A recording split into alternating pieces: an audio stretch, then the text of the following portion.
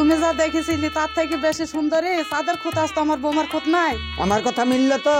হ্যাঁ, আমার বৌমা খুব সুন্দর দেখতে। তো বৌমা আমার একটাই ছেলে, আমার কোনো লাতে পুতে নাই। 1 বছরের মধ্যে আমি লাতে পুতের মুখ দেখতে চাই। ঠিক আছে তাহলে।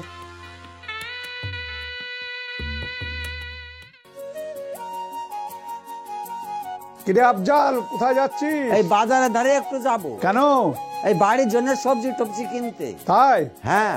তোর ছেলের বিয়ে দিলি, তুই কি নাতি পুতির মুখ দেখবি না? আমার এই দেখ 2 নাতি, কি সুন্দর।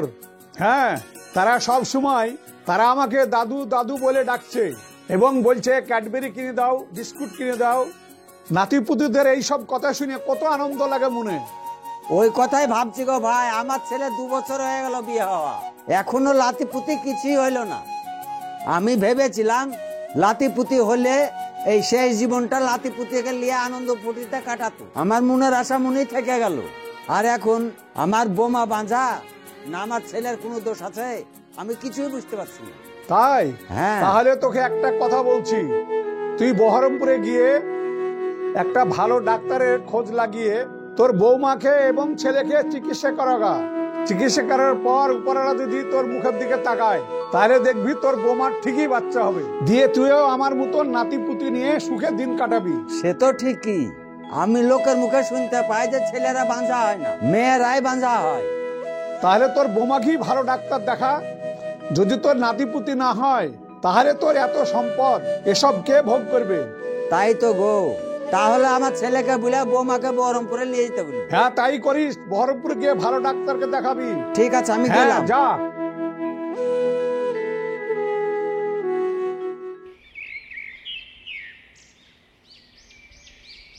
ওগো, কোথায় যাচ্ছো? একটা কথা শোনো। কি হলো? এখানে বসো। বলো। আমাদের বাবুর বিয়ে হওয়ার পরে অনেকের সব লাতিপুতি হয়ে গেছে গো, আর আমাদের বাবুর ছেলে পেলে কিছুই হইল না। আমাদের বোমার কোনো দোষ আছে নাকি? আমার প্রথমেই সন্দেহ ছিল বৌমা তাহলে বাজা নাকি। বাঞ্ঝা? আমারও মনে বলে বাঞ্ঝা। তুমি জিজ্ঞাসা করে দেখে আমি দিলে। জিজ্ঞেস করবো বেটা ছেলে? হ্যাঁ, তুমি জিজ্ঞেস করবা। আমি জিজ্ঞাসা করলে সত্যি কথা বলবে আমাকে? হ্যাঁ, বলবে। তাহলে ছেলেকে জিজ্ঞাসা করবো। ছেলেকে জিজ্ঞাসা করবা কেন? বৌমাকে জিজ্ঞাসা করবা। ঠিক আছে, তাহলে আমি বৌমাকেই বলবো। ঠিক আছে।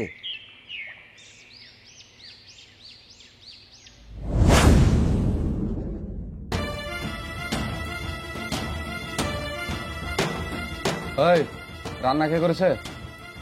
কেন আমি? তুই করেছিস? এই হারামি, ওঠ ওঠ!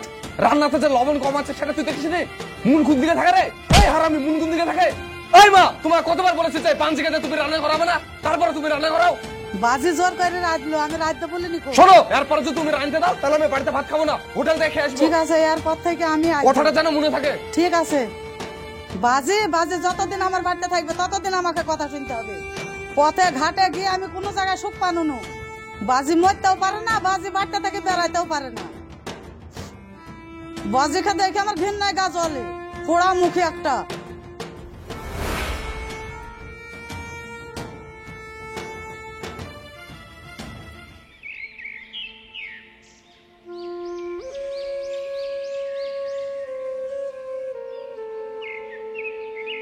এই নেন আব্বা চা।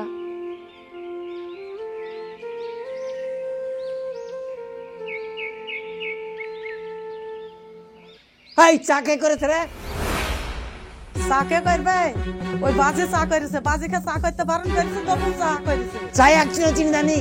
এই চা কে খাবে? তোমাকে বলিনি বান্দিকে চা করতে দিবা না? আমি চা করতে বলিনি, ও জোর করে করেছে। জোর করে করেছে? হ্যাঁ। চা কি করে করেছো? হ্যাঁ, তোমার ছেলে পিলা তো নাই, যে ছেলে পিলা হচ্ছে তারা চিনি দিতে ভুলে গেছো। এতদিন ধরে তো লাঠি পুতি কিছু দিতে পারলে না, বাঞ্চি কতিকার। ওরা তো আমি কোনোদিন চা খাবো না, তুমি চা করে দিবা। ঠিক আছে, আমি করে দেবো। কথাটা যেন মনে থাকে। হ্যাঁ হ্যাঁ, আমি করে দেবো।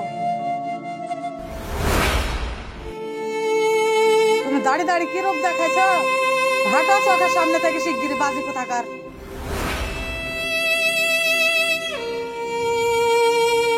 দেখি আপনার রিপোর্টটা। এই নেন।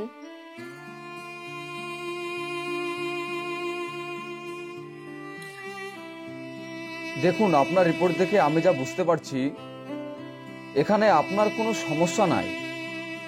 আমার মনে হচ্ছে আপনার হাজবেন্ডের সমস্যা।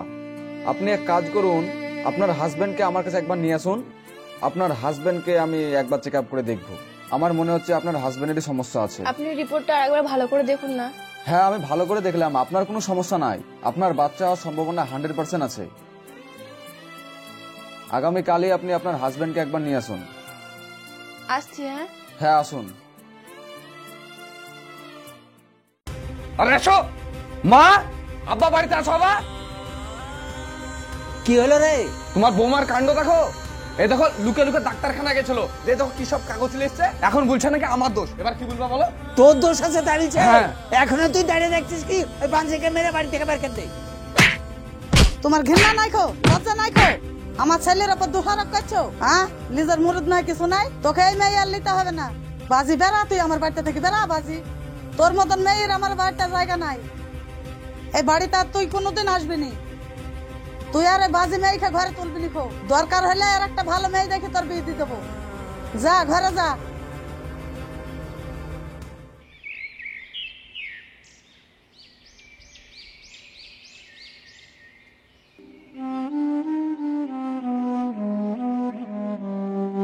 আব্বা, কিরে তুই একা আসলি? জামাই কই? তোমার জামাই আসেনি। জামাই আসেনি মানে? আব্বা, আমি আর ওর সাথে সংসার করতে পারছি না। কেন, কি হয়েছে তোর? তুমি তো জানোই আমার বাচ্চা হয় না বলে ওরা সবাই মিলে আমার উপর দিনের পর দিন অত্যাচার করে। ওরা কখনো জানতেই চায় না দোষটা কি আসলেও আমার। আমি আর এই অত্যাচার সহ্য করতে পারছি না। আব্বা, তোমরা আমার ডিভোর্স করিয়ে দাও। সংসারে একটু ছোটখাটো ঝামেলা হয়েছে বুঝে এইভাবে হুট করে চলে আসলে হবে? সংসার করতে গেলে অনেক ঝামেলা হয়, আমাদেরও হয়েছে। একসময় সব ঠিক হয়ে যাবে। তোর ভাইটার তো হ্যান্ডিক্যাপ, আর আমার তো এই অবস্থা। তোকে আমি কি করে চালাবো? সংসার আসছেন, টুকটাক ঝামেলা হয়েছে, আর অমনি এসে বলছিস ডিভোর্স দিয়ে দাও। তোর ডিভোর্স দিয়েছে, তোর না বিয়ে দি। তুই তো বিয়ে করতে চাবে? তুই বিবাহিত মেয়ে, কেউ তোকে বিয়ে করতে চাবে না। আর বলছে ডিভোর্স দিয়ে দাও। এখন বিয়ে দিতে গেলে তোর 1 লাখ টাকা খরচা হবে। ও তো টাকা কোথায় পাবে? আর আমি তো কাজ করতে পারি নাই পালিয়ে। আর মানে যেখানে ছিলে সেখানে থাকবে, একটু মেনে ছেড়ে নিয়ে। না ভাই, ওটা সংসার না, ওটা জাহান্নাম। তোমরা খালি তোমাদেরটাই বুঝছো, আমার জায়গাটা কেউ বুঝছো না। আমার দ্বারা ওই বাড়িতে থাকা সম্ভব হচ্ছে না। সংসার করতে পারবি না তো কি করবি? এবার এসে বসে থাকবি? তোমরা যদি ডিভোর্স করাতে পারো তো করিয়ে দাও, না হলে এই বাড়িতে থাকতে দিলে দাও, নয়তো আমি বেরিয়ে যাচ্ছি। হ্যাঁ তাই যা, যেদিকে দুই চোখ যাবে সেদিকে চল যা। তাই যাচ্ছি, আর আসবো না তোদের এই বাড়িতে মুখ দেখাতে।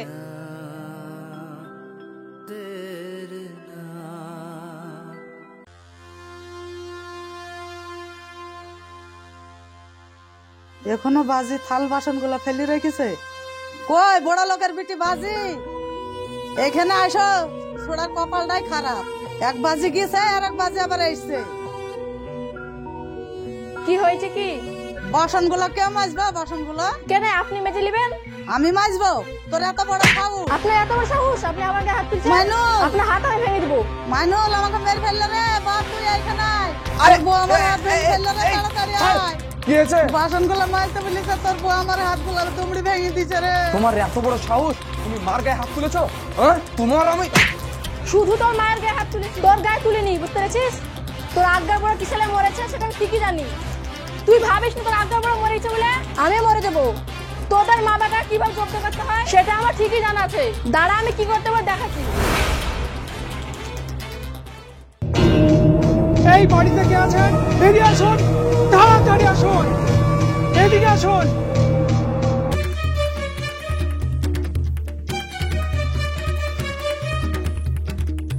স্যার, এটা আমার স্বামী, এটা আমার শাশুড়ি, এটা আমার শ্বশুর। স্যার, এরা 3 জন এই মেয়েটার মতন অত্যাচার করে আমার বোনটাকেও মেরে ফেলেছে, জানেন? নারীরা হচ্ছে ভালোবাসার প্রতীক, মেয়েরা হচ্ছে ফুলের মতো।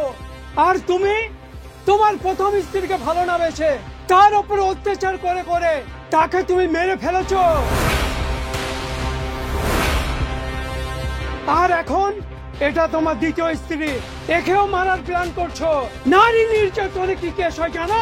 498 এ এখানে 3 বছর পাক্কা জেল হবে, তার সঙ্গে সঙ্গে নগদ অর্থ জরিমানা লাগবে। বুঝতে পেরেছো অফিসার? এখানে চলো, আর আপনারাও চলুন, চলুন। বর্তমান সমাজে যদি কারো সন্তান না হয় তাহলে কিন্তু সমাজের লোকজন অনেক ধরনের কথা বলে, আর সব থেকে বড় কথা বাড়ির লোকজন ওই মেয়েটার উপর অত্যাচার করে।